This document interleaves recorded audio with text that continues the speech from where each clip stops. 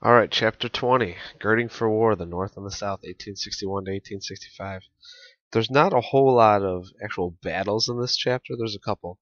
It's more of looking at the the aftermath of Lincoln's election, what's going on in the North, and the creation of a rebel, and what's happening in the South, and how these two uh, beasts kind of feel each other out at the early outset in the first couple of years. So we begin with Fort Sumter. So Lincoln is elected in November, but he doesn't take office until March.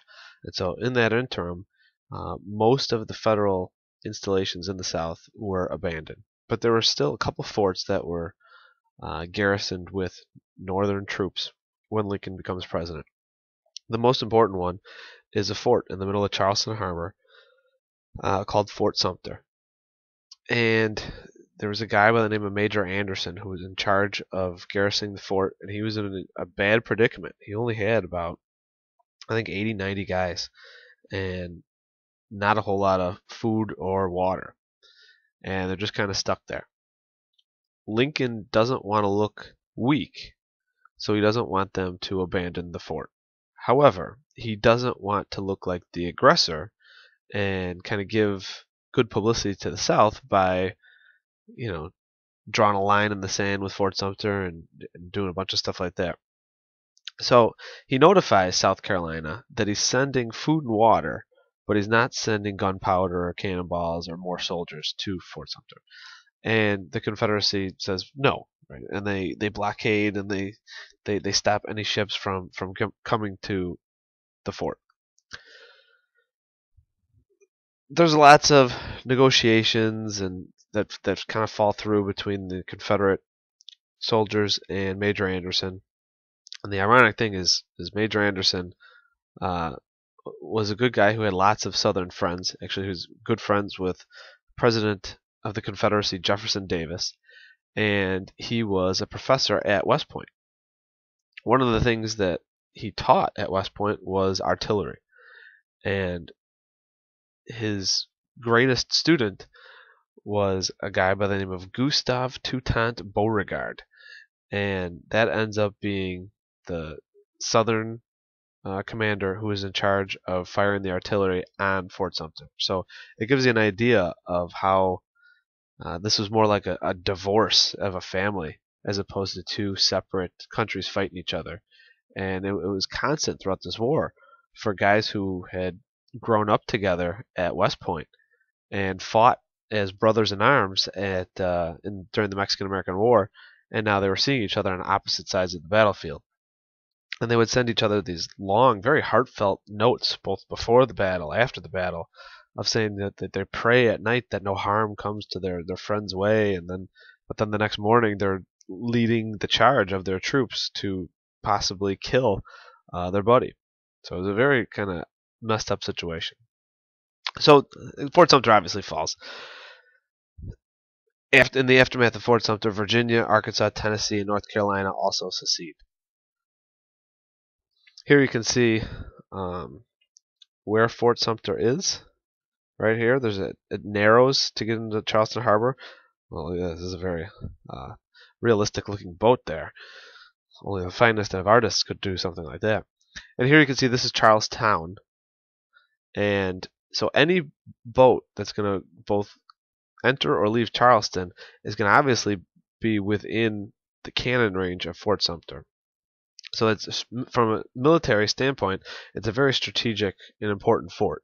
The problem for the fort is it's also easily attacked from this coast and this coast.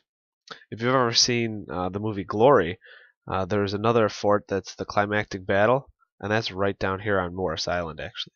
So one of the last battles of the Civil War and one of the first battle, or the first battle of the Civil War, are really they're fought within walking distance of each other. Okay, so here's a nice little map. You see at the bottom here, the beige, these were the first states to secede.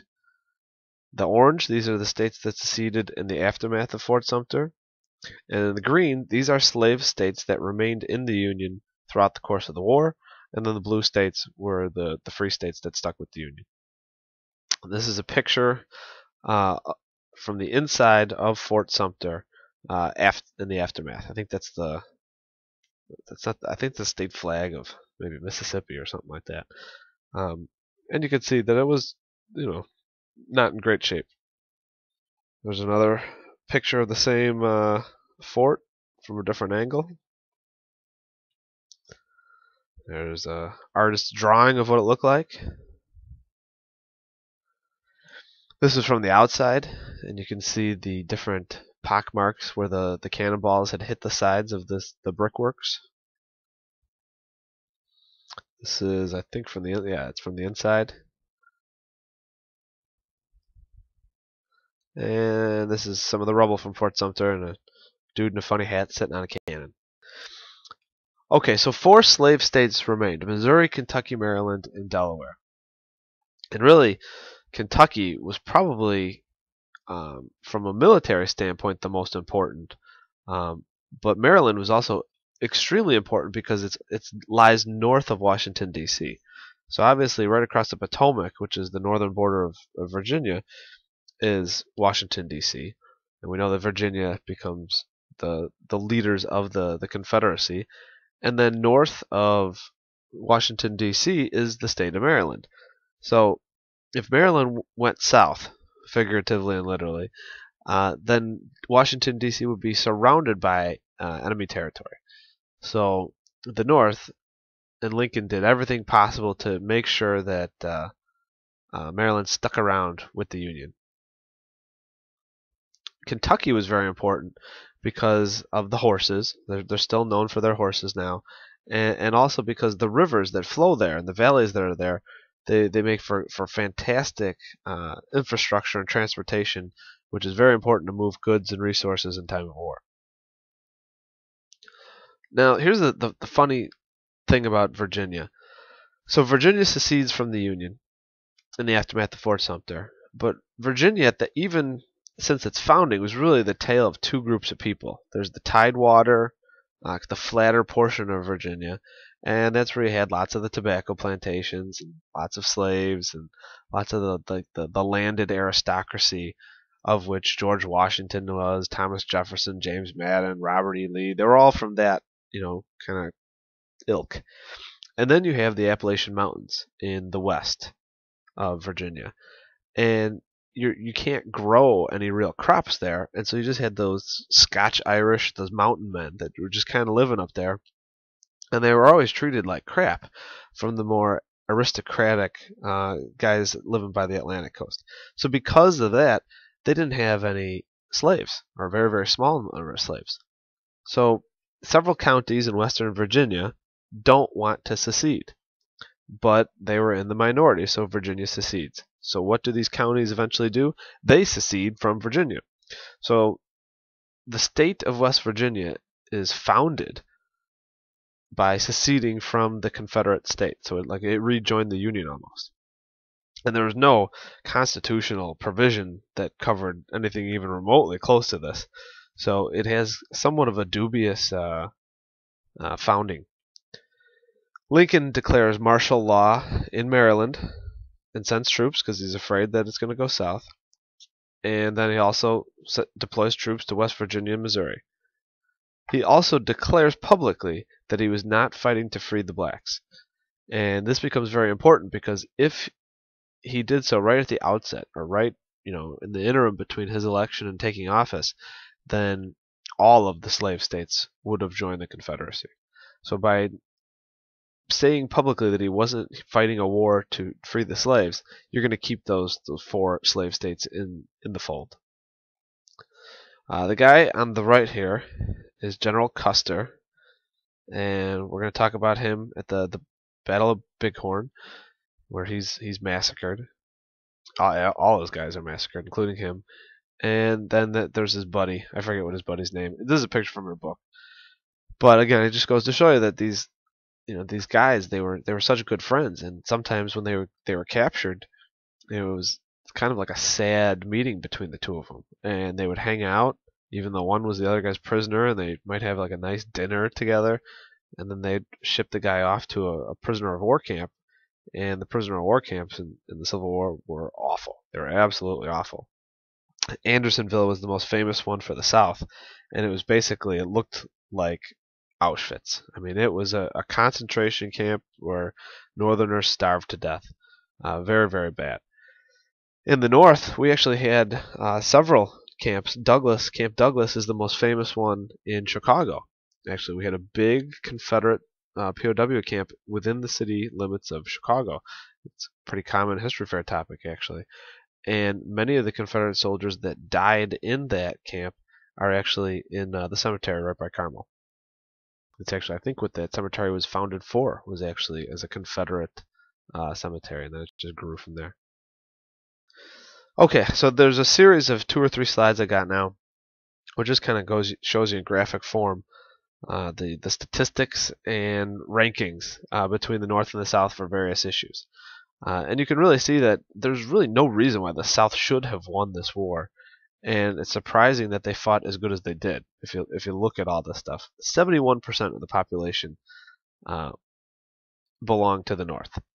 And if you factor in that a huge portion of the population for the South were slaves, and they're obviously not going to fight for the South, and the fact that you're going to have to leave back some soldiers to prevent slave uprisings, that those numbers could be skewed even further. Bank deposits, meaning money. Wars are extremely expensive. Right? Governments have to purchase supplies and pay salaries in order to fight a war. And 81% of bank deposits were Northern. Factories, it's even worse, right? In order to fight a modern war, you need to make guns and bullets and tanks and planes and all that other stuff. Well, factories are the ones that do that. You see that 86% of the factories were in the North. Cotton. Now, cotton is where the South has a slight advantage from 0.1% to 99.9%. And you're like, who gives a crap, right? I mean, the South's going to have better looking clothes? Well, no. The South is going to use their cotton as leverage to even out the rankings for everything else. They're going to be able to sell that cotton overseas and then use that to get Britain on their side, the rest of Europe on their side, to get money on their side, and use that money to purchase everything that they could need. So they thought the cotton was king. We're going to talk about why that doesn't work out in the days to come. Food crops. So the North has a huge advantage there. Almost 3/4 of the food was grown in the North.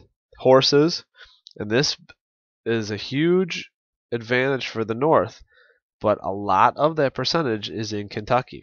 So if Kentucky would have went south, that statistic is going to look a lot different. Donkeys and mules, the South wins. So they ride into battle on the back of an ass. Railroad tracks, distributing goods and resources and obviously troops as quickly and as efficiently as possible is very important in war. The North has a huge advantage in this regard and was a major factor in getting troops to here is an example of that. You can see the red there are railroad tracks that just are all over the North. You can already see in Chicago. Chicago's becoming a transportation hub, and this is only 1860. This is really before Chicago even explodes in population. And you see the relatively small number of railroads that are in the South. I mean, when you're in this territory, there's barely any railroads at all. And you can see here's Louisiana, Arkansas, and Texas. There's almost no railroads at all. So how are these guys going to get their soldiers to fight over here? You're just not going to be able to do that. This shows you 1.3 million factory workers as opposed to 110,000 in the South. Factories, big, huge. Value of goods produced. We're in the billions versus the barely the 100 millions. Textiles, you see again. This is going to be actually, this is a huge advantage to the North. So here's the ironic thing. The South grows 99.9% of the cotton, and yet the ratio of textiles to the South is hugely in favor of the Union. Look at the advantage with the firearms, 32-1. So there's really, what does the South have going for it?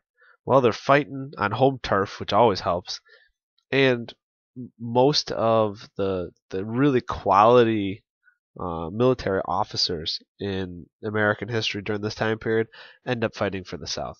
So even though they had less soldiers, they had better military leadership. Okay, what was the North plan? Well, their plan is called the Anaconda Plan.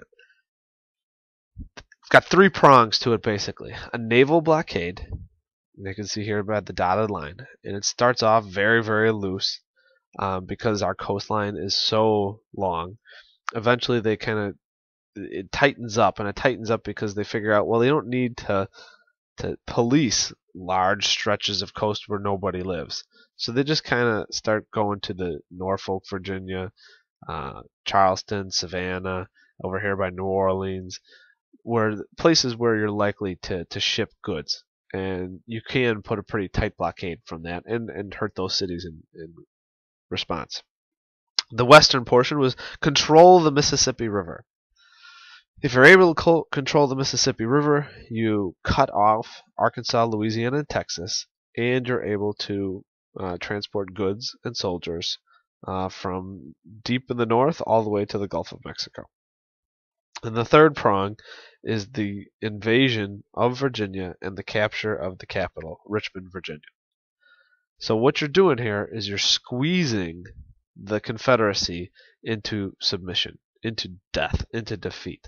And that's what an anaconda snake does, is it has that, it's a constrictor type that just squeezes its prey to death. Here's a picture from your book. It shows you railroads in use with a mortar. And obviously these things are, I think, 200-pound cannonballs here. You put one in there, a bunch of gunpowder, and then bam. And then that thing can go for miles, and then it's going to be hard to hit because you can move it on the track. You could also take this huge weapon anywhere where there's a railroad track. Alright, manufacturing by sections. This is a table in your book. And again, you can see just a huge advantage for the North.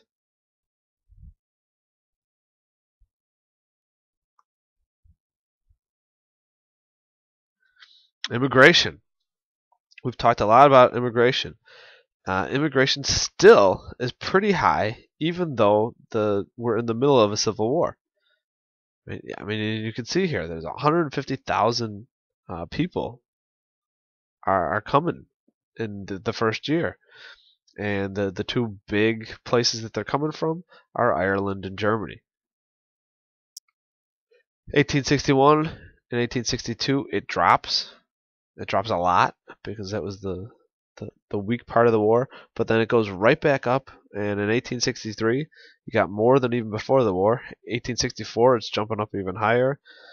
1865, right, we're already in the almost 250,000, and then 1866 it's over 300,000. So we're getting massive amounts of immigrants who are coming to the United States during a very violent, nasty time period in our nation's history, which just goes to show you how much we really are the melting pot for the world. All right, dethroning King Cotton. Remember I told you that the South believed that they were going to become good buds and get lots of help from Britain because Britain relied so much on cotton. And you can see that here. British textile mills depended on the South for 75% of their cotton. What hurts the South is that they were so good at growing cotton in the previous 4 years or so. And they exported a massive amount from 1857 to 1860. And what this does is that they're actually producing more cotton than Britain can consume in their textile mills. And so what Britain would do is they're buying this cotton, what they believed, on the cheap, and they would just store it in a warehouse. And for the most part, it's not going to go bad. There's no expiration date on cotton. And so when the war starts, Britain had a huge surplus of cotton. And they actually don't suffer a shortage, and they're able to eat through the surplus for the first couple of years of the war. They don't really feel the pinch until later on in the war. At that point, they're going to be unwilling to support the South. In addition to that, the weather is bad in Britain during this time period. And so their crops, their grain crops, how they feed their own population, were terrible. And so they were forced to import a bunch of grain. And who's selling the cheapest grain? The North. So in order to feed their own population, they're having to purchase goods from the Union. And so because of that, the Union's not going to sell them grain if they're purchasing more cotton and being friendly with the South, so they have to be somewhat standoffish. That being said, they were not fans of the North yet, because they weren't really fans of America. Because they noticed, they recognized that our country was massive, that our population was massive, that our natural resources were massive. We were just primitive in regards to them, but they knew it was just a matter of time. It's kind of how the United States viewed China for the last 50 years or so. Their population is obviously massive, their land mass is massive, they have tons of natural resources, but because of their form of government and because of their negative history of the past, 1,000 years or so, they were a step behind in manufacturing, in technology and stuff like that from us, and really from the rest of the first world. Well, they caught up in a hurry. And so next year in AP Comparative Government, we're going to talk a lot about that. They look, in a lot of ways, they've passed us by. Well, Britain was in our situation during this time period, and they could see the writing on the wall that we were going to be awesome. And they didn't really want us to be awesome because that would hurt their own title, so to speak. These are ads. Remember I told you that a lot of Northern soldiers were actually foreigners, and you actually saw also all those immigrants who were coming over during the war years. Well, there's tons of immigrants who came prior to the war years as well. So they had the Garibaldi Guard for Italian immigrants. Then you had almost every city had several Irish brigades. You can see there on the right where you're able to enlist and be with your own ethnicity and fight alongside your cousins, your brothers, your neighbors, and stuff like that. Now, what you see here is, right, for Company A, $2 bounty and all this other stuff, $100 bounty. These immigrants, especially the Irish, were dirt poor. And so they're fighting not to free the black man, not for some odd legalistic reason of not letting the South secede because the doctrine of nullification doesn't work and the states' rights theory doesn't work. No, these Irishmen were fighting because they were getting paid to fight. And they needed to get paid because they were starving to death otherwise. This is a political cartoon from your book, and it shows you how happy France and Britain are in the background, right? As the evil rebel here with the Alabama, which we'll talk about that, the ship, is attacking the nice North and apparently the Constitution. All right. The Trent Affair. Trent Affair is a fairly common tested item. It's a kind of a diplomatic spat we have with Great Britain during this time period. And it happens in 1861. A Union warship, so a northern boat, stops a British boat. Well, that sounds like one of the causes of the War of 1812, right? It's a little bit of conscription, right? Impressment going on here, possibly. But that's not what happens.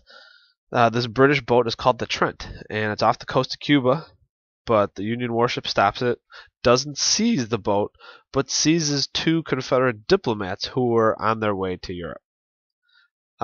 Britain thought this was an attack on their sovereignty, and frankly, they're correct.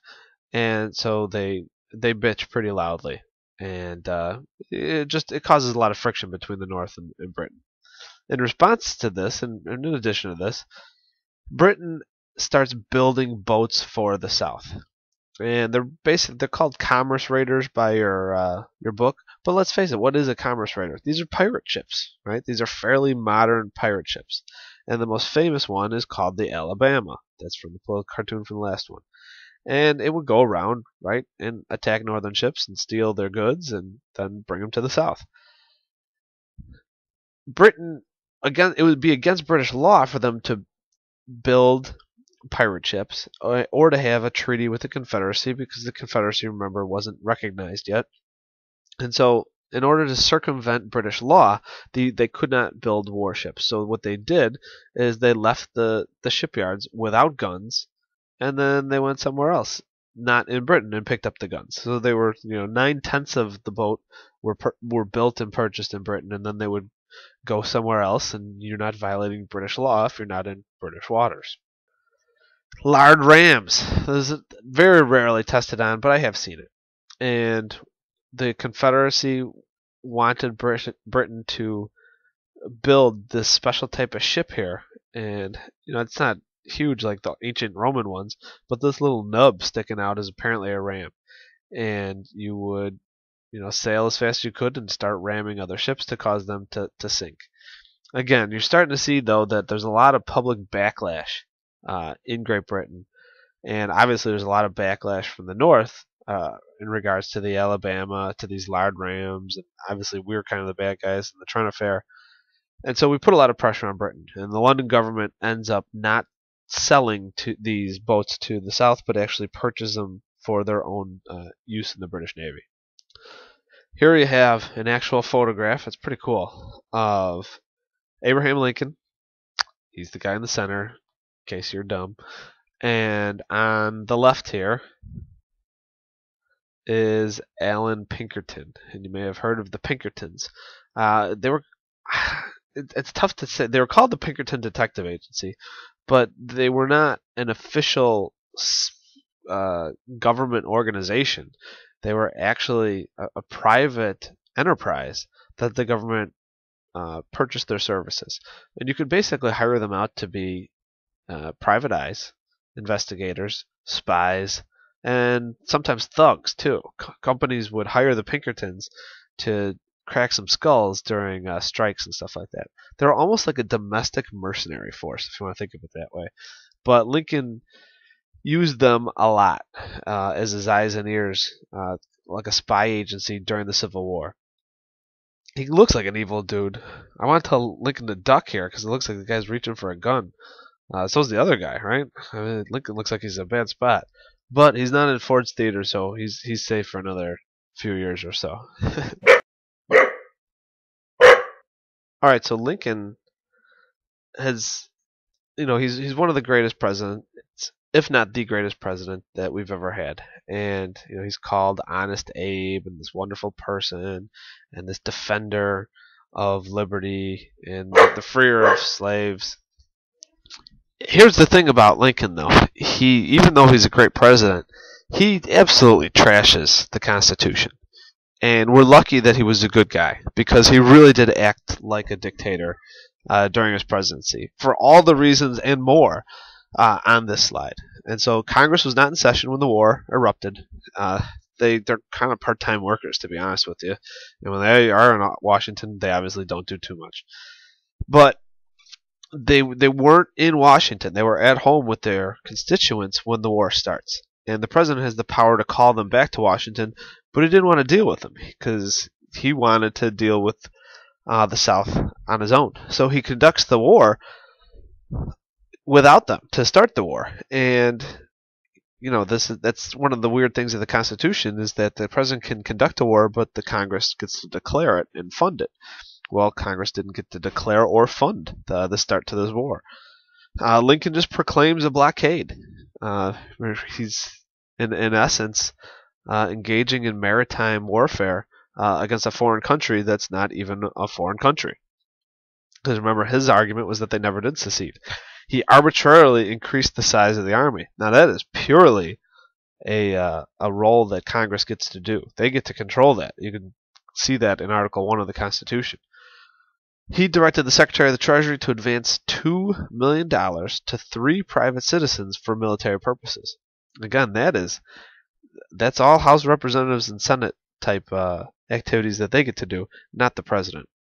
Lincoln suspends the writ of habeas corpus so that anti-unionists could be arbitrarily arrested.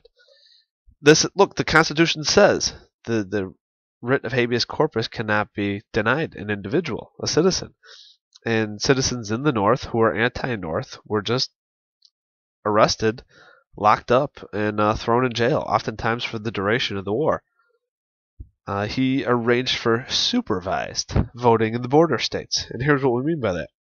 Remember, he's worried that these border states, especially the slave states that stuck around, that they were going to join the Confederacy.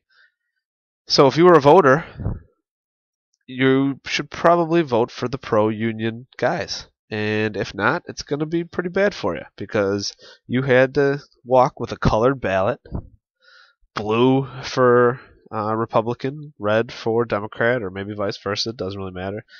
And then you had to walk with this ballot between two lines of armed troops as you made your way to the ballot box.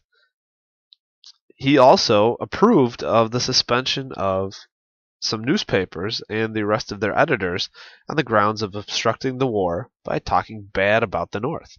That wildly violates the First Amendment.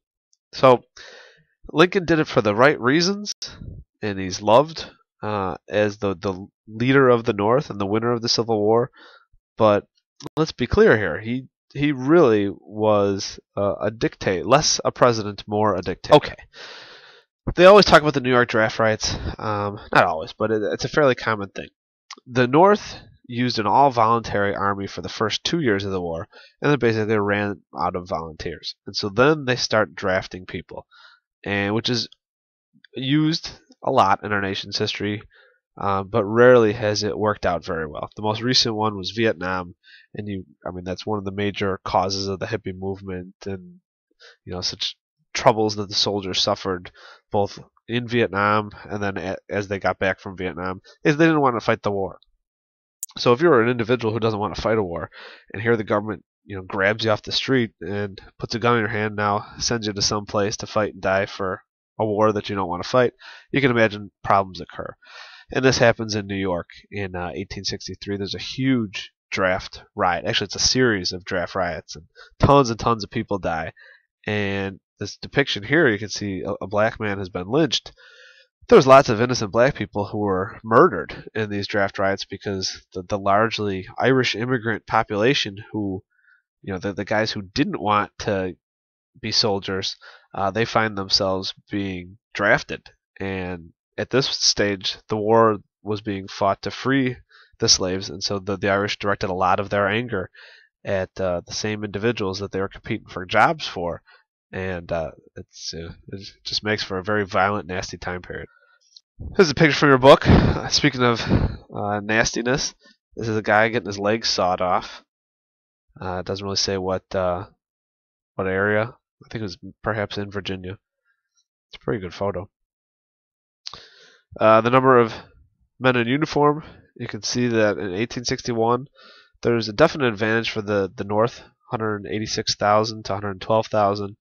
And then you can see, though, as the war builds on, the Confederacy increases their troop sizes by a lot until 1865 when they just plumb run out and the guys start dying. But the North, just massive increases. And by 1865, you have almost 1 million men in uniform to 445,000 in the South. Okay, some of the economics that are happening during this time period too. You got to remember that the Republicans, a lot of them were the ex-Whigs, right? And the Whigs were big fans of the American system and tariffs and really pushing industry in America. So these Republicans now have a stranglehold on the legislative branch, and so they're pushing forward, very, very strong, traditional Whig programs. And so you see the Morrill Tariff Act in 1861 that increasing taxes or existing taxes on foreign imports by 5 to 10%. You also see, I don't want to say it's for the first time, but probably the first time in huge usage, and that's the use of paper money. They're called greenbacks because they were green, and they were not adequately supported by gold. And so, traditionally we are on the gold standard at that time, and we do so until really the New Deal, the Great Depression time period. But the idea was that paper money was supposed to be backed by the same amount of gold. So a $1 bill somewhere in some bank vault was $1 worth of gold that you, in theory, could exchange it for. Well, we needed more money than we had gold. And so then they start borrowing money from other countries and really from the American people. That's what a bond is. And then print money based off of that loan. So now the money is partially backed by gold, but it's also partially backed by the nation's credit. And if your credit rating goes down, then it's going to cost more interest for you to borrow. And so then the value of the dollar is going to hurt as well. And so you can see here what happens is you get inflation. You're increasing the money supply, and the money is worth less. So it's bad in the North during the Civil War, but it's really bad in the Confederacy. In order to manage all of this type of stuff, because remember, we're still in the time period where Andrew Jackson had destroyed the Bank of the United States, so there's no unified banking system. So that's what they do. They create a national banking system in 1863, and it was meant to establish a standard banknote currency, so that all this paper money would look alike and be produced in the same format, to try and cut back on counterfeiting, and also to have some reliable value to it that you could rely on to engage in contracts. Now, banks who joined the national banking system could buy government bonds and issue sound paper money backed by them. So we're not quite to the Federal Reserve System that we have nowadays. That was created in, I think, 1915, 1916. But this is the ancestor, the grandfather of the Federal Reserve is the national banking system of 1863. And this is the last slide. You can see here 1861 is when the Confederacy government forms. Lincoln takes office on March 4th. Fort Sumter is fired upon a little over a month later on April 12th. You can see the Morrill Tariff is passed, the Trent Affair. Lincoln suspends the writ of habeas corpus, so lots of stuff happened in 1861. We finally get, the Alabama's kicking a lot of butt in 1862 to 1864. Then in 1863, the Union enacts the Conscription Act to get the New York draft riots, the national banking system. 1864, the Alabama is sunk. Now, next chapter is where you see most of the military stuff, the fun stuff, where we talk about Antietam, and Vicksburg, and Gettysburg, and the Wilderness Campaign, and the Peninsular Campaign, and then the final act, which is the Appomattox Courthouse surrender, and then Lincoln's death.